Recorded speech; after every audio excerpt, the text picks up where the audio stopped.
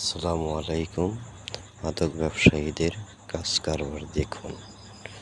Battery চালিত ভ্যানের মধ্যে কি অভিনব কায়দায় তারা গাঁজার ব্যবসা করে থাকেন।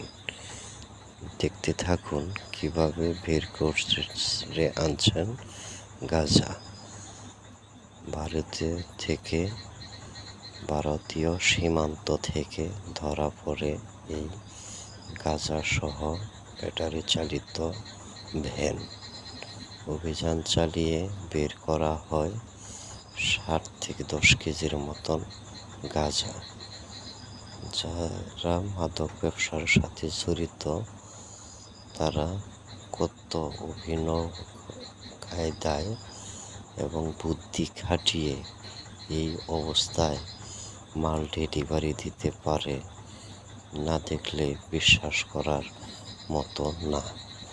আমি তো দেখে অবাক হয়ে গেলাম, কিভাবে সম্ভব যে ভ্যানের মধ্যে এইভাবে গাঁজা নিয়ে ভ্যান চালিয়ে তারপরে ডেলিভারি দেওয়ার জন্য নিয়ে যাচ্ছিল। প্রত্যেকটা ব্যবসায়ী কৌশল থাকে, তার মধ্যে সবচাইতে বড় কৌশল হচ্ছে মাদক ব্যবসায়ীদের। এই সমাজকে নষ্ট করে দিচ্ছে মাদক।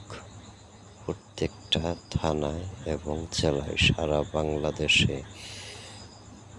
ভালোভাবে যদি মাদক ব্যবসায়ীদেরকে গ্রেপ্তার করা হোক।